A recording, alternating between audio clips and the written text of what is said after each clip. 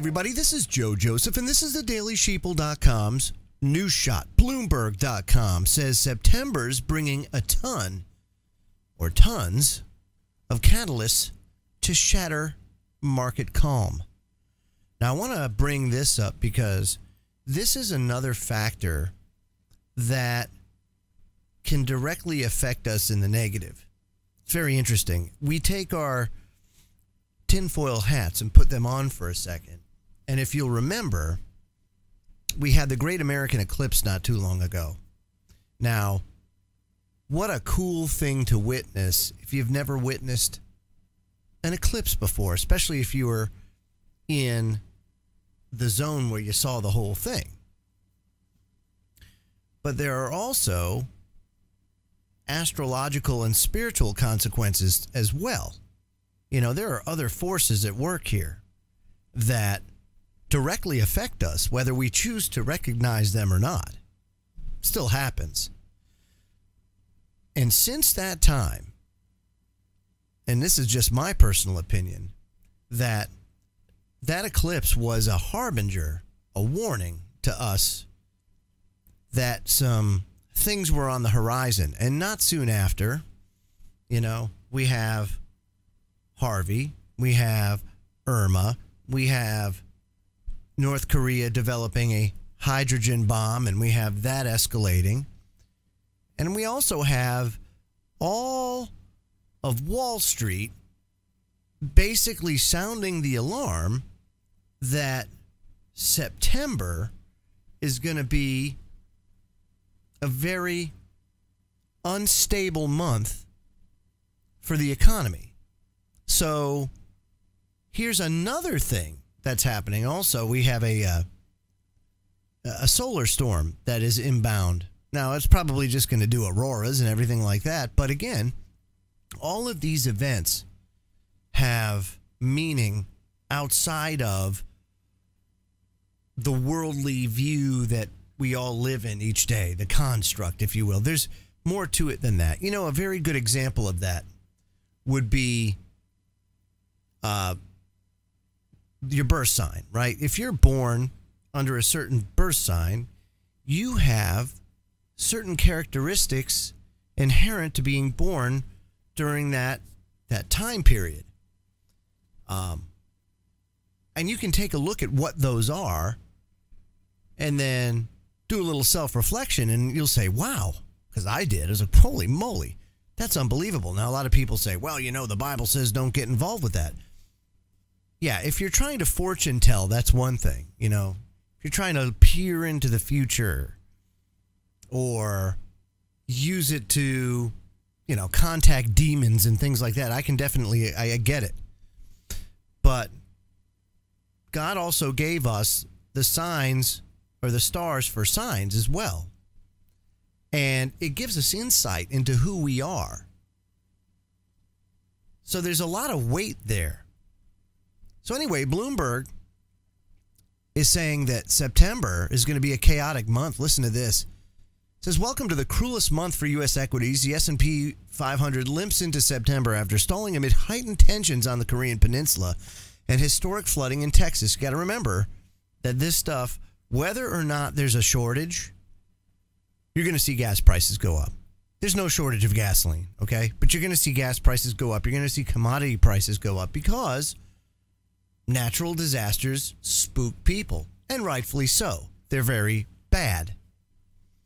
Now, it says those broke a stretch of calm that's hard to replicate in a month loaded with major events that could set the tone on financial markets for the rest of the year. From a dozen G20 central bank decisions to a deadline on the U.S.'s ability to pay its bills and an election in Europe and Oceania.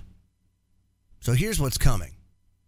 It says that the fate of the currency and bond markets will hinge on a slew of central bank policy meetings and speeches.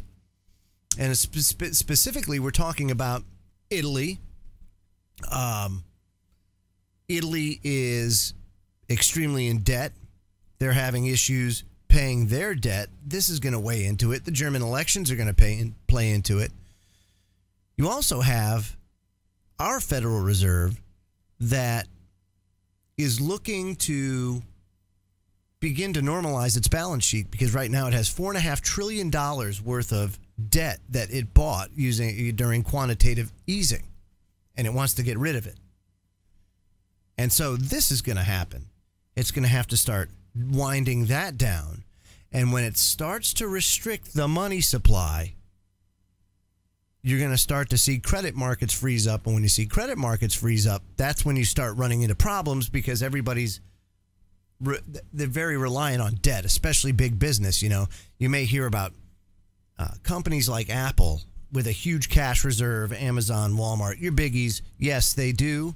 That's really not normal. What ends up happening is a lot of these companies are in, pretty big debt.